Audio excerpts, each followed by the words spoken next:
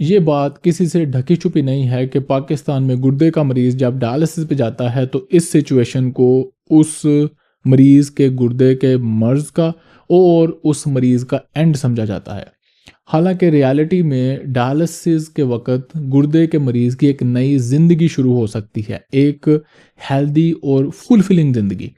पर अब आपका सवाल ये होगा कि अगर डायलिसिस के साथ मरीज़ इतना ही बेहतर चल सकता है तो पाकिस्तान में डायलिसिस के मरीज़ों की हालत इतनी पतली क्यों होती है और इतनी ख़राब होती है कि मरीज़ की अपनी ही फैमिली पूछना शुरू कर देती है कि डॉक्टर साहब मरीज़ ठीक है, डॉक्टर साहब मरीज़ बच जाएगा। इस सारी मिस इन्फॉर्मेशन को, इस सारी मिसकंसेप्शन को और पाकिस्तान में डायलिसिस के मरीज़ों की ओवरऑल हालत को बेहतर करने के लिए हम अगली कुछ एपिसोड में इंफॉर्मेशन डिस्कस करेंगे। वो इंफॉर्मेशन जो आप यूज़ करेंगे और अपने साथ वाले डायलिसिस मरीज़ों को देंगे ताकि वो अपने डायलिसिस वाली ज़िंदगी को बेहतर बना सकें।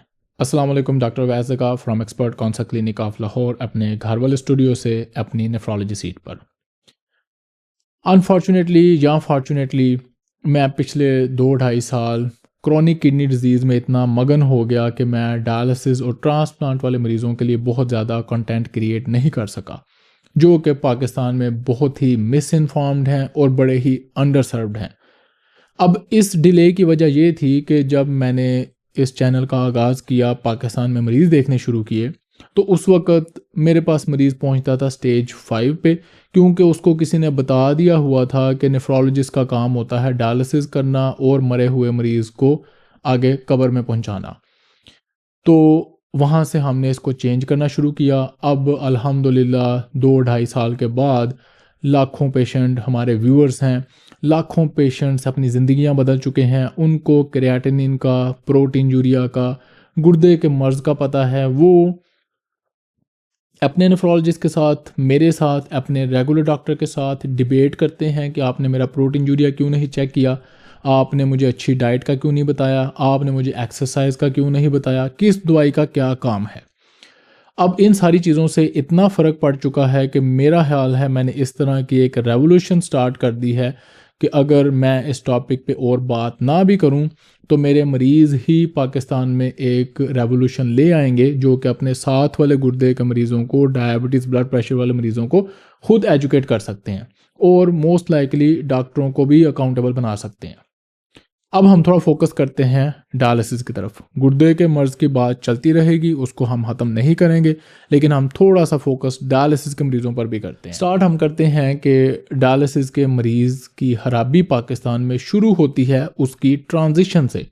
जब उसने अपने गुर्दे के मर्ज़ स्टेज 5 से डायलिसिस पर जाना होता है, उस ट्रांजिशन में ही मरीज़ को इतना घसीटा जाता है या मरीज़ खुद अपने आप को इतना घसीटता है, चारों तरफ से ऐसे वो स्ट्रेच होता है कि वो जिस दिन डायलिसिस स्टार्ट करता है वो उस दिन वैसे ही मरने वाला होता है।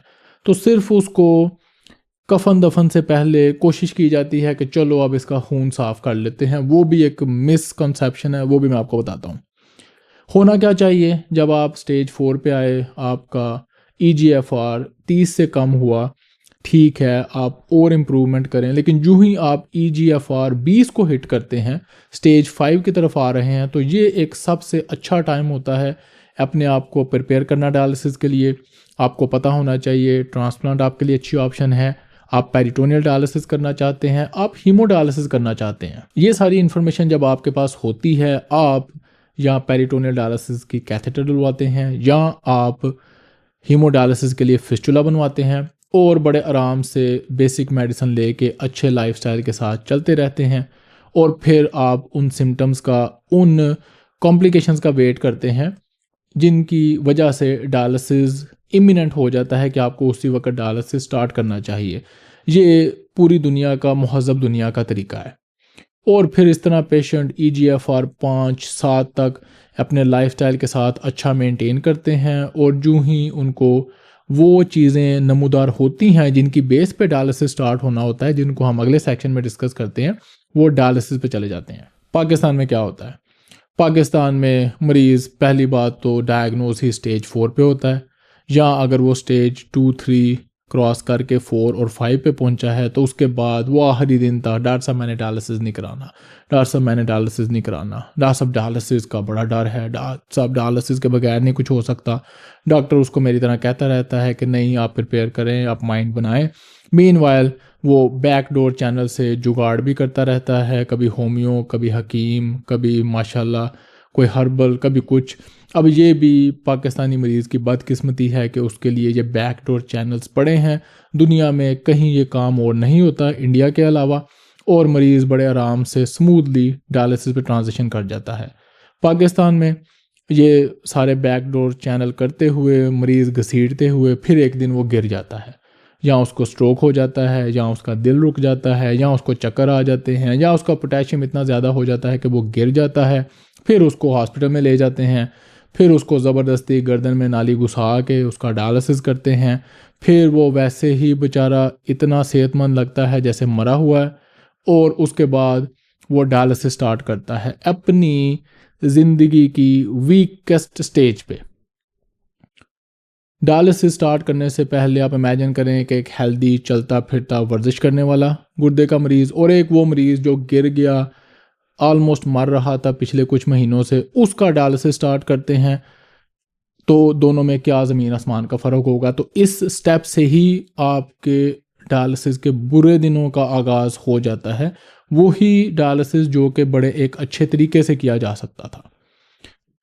अब नॉर्मली क्या होता है, जब आप स्टेज 4 से 5 की तरफ आ रहे होते हैं, मंथली नेफ्रोलॉजिस्ट के साथ फॉलोअप हो रहा होता है, आप बेसिक टेस्ट करते हैं, अपने potassium, bicarbonate, phosphorus, PTH, haemoglobin, sodium, इन पे नज़र रखते हैं। भूख का कम लगना, वीकनेस होना, थोड़ी बहुत खारिश होना, ये कुछ सिम्टम्स होती हैं जो आपको इंडिकेट करती हैं कि अगर आप अच्छी दवाई और अच्छा लाइफस्टाइल कर रहे हैं, उसके बावजूद अगर आपको ये सिम्टम हैं, तो अब ये वक्त आ गया है कि आप डायलिसिस स्टार्ट करें। ये था एक महज़ब दुनिया का डायलिसिस स्टार्ट करने का निज़ाम, और दूसरा आपने पहला पाकिस्तान वाला देख लिया, तो ये एक बड़ा फ़र्क डालता है। दूसरे नंबर पे आता है कि एंड हो गया जी, डायलिसिस के साथ गुर्दे का भी एंड, मरीज़ का भी एंड, दोनों बातें ही गलत। जिस दिन आप डायलिसिस स्टार्ट करते हैं उस दिन भी आपका गुर्दा कुछ ना कुछ काम कर रहा होता है, अनलेस कि आप उसको हकीम साहब की या होम्यो साहब की दवाई खा खा के मार ना दें। और डायलिसिस के दौरान मरीज़ का भी एंड नहीं होता, उसका एक ज़िंदगी का नया आगाज़ होता है। अब जो गुर्दे का फंक्शन बचा होता है डायलिसिस स्टार्ट होने से पहले, उसको हम कहते हैं रेजिडुअल रीनल फंक्शन, और वो बड़ा अहमियत का हामिल है। वो मरीज़ जो एक कप पेशाब बनाता है डायलिसिस स्टार्ट करते वक्त, और वो मरीज़ जो बिल्कुल पेशाब नहीं बनाता, उनमें ज़मीन आसमान का फ़र्क है। एक कप पेशाब बनाने में भी आप अपने जिस्म से इतना जहर बाहर निकाल देते हैं कि आप सोच भी नहीं सकते, शायद सैकड़ों डायलिसिस भी उसका मुकाबला नहीं कर सकते।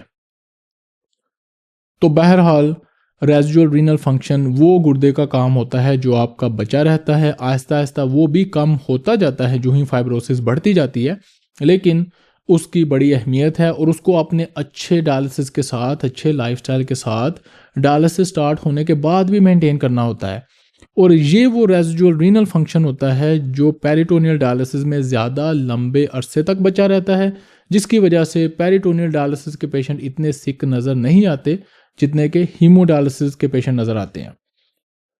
तो पहला पुअर ट्रांजिशन, दूसरा रेजिडुअल रीनल फंक्शन की परवाह ना करना और उसका बेड़ा गर्क होने देना, वो किस तरह होता है वो भी मैं आपको आगे चल के बताता हूँ। तो ये दो बड़े फैक्टर होते हैं जो कि आपके डायलिसिस को बहुत ही बुरा बनाते हैं, और मरीज़ उसको उतना अच्छा मेंटेन नहीं कर सकता जितना कि वो कर सकता था। तीसरा बड़ा फैक्टर जो कि पाकिस्तान में डायलिसिस के मरीज़ों को बहुत ही लागर बना देता है, और इसके बाद हम एपिसोड को एंड करेंगे, वो फैक्टर है कि डायलिसिस मेंटेन कौन कर रहा है, नेफ्रोलॉजिस्ट कर रहा है या टेक्नीशियन कर रहा है।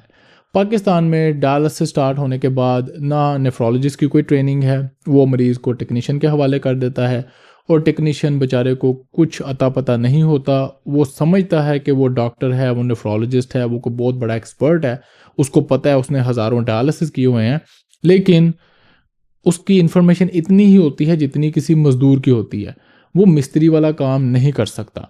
या उससे बढ़ के आर्किटेक्ट समझता है वो अपने आप को। पर आप नहीं जान सकते, या मैं आपको एक्सप्लेन भी नहीं कर सकता कि डायलिसिस मशीन, डायलिसिस के काम करने का तरीका, और डायलिसिस करने से इंसानी जिस्म में जो चेंजेस आती हैं उनको मैनेज करना लोगों को सालों लग जाते हैं पढ़ते सीखते। उसके लिए आपको स्पेशल नेफ्रोलॉजी ट्रेनिंग करनी पड़ती है, उसके बाद भी सीखते रहना पड़ता है। अब पाकिस्तान में गुर्दे का मरीज़ डायलिसिस पे जाके हो जाता है टेक्नीशियन के हवाले, वही उसका नाखुदा है, वही उसका मालिक है, वही उसका मैनेजर है, वही उसका डॉक्टर है, वही उसकी नर्स है। अब आप खुद ही इमेजिन करें कि इस मरीज़ का क्या बनेगा।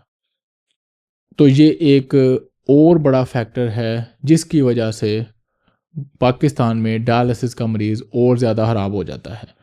इसके बाद और भी बड़े बड़े फैक्टर हैं, स्पेशली डायलिसिस की जो फुल फ्लैज मैनेजमेंट होती है जिसको 100% पाकिस्तान में इग्नोर किया जाता है, उस मैनेजमेंट को हम नेक्स्ट एपिसोड में डिस्कस करेंगे। और फिर मैं इन दोनों एपिसोड का कंक्लूजन आपको बताऊंगा कि कैसे पाकिस्तान में डायलिसिस के पेशेंट अपने डायलिसिस को बेहतर बना सकते हैं, एक अच्छी मीनिंगफुल बड़ी तंदुरुस्त चलती फिरती सोशल ज़िंदगी गुजार सकते हैं।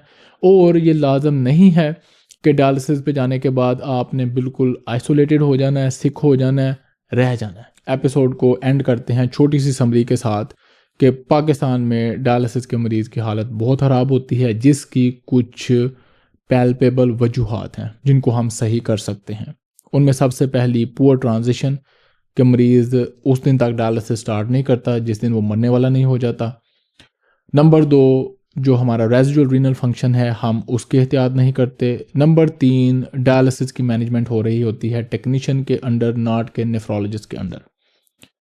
अगर हम इन तीनों फैक्टर्स को भी बेहतर कर लें तो हमारा डायलिसिस बहुत ज़्यादा इंप्रूव हो सकता है। इससे नेक्स्ट एपिसोड में मैं आपको वो डिटेल्स बताऊंगा जो हर डायलिसिस पेशेंट को पता होनी चाहिए अपने डायलिसिस की मैनेजमेंट के बारे में, और जिनके बगैर आप अपने डायलिसिस को कभी भी अच्छा नहीं बना सकते।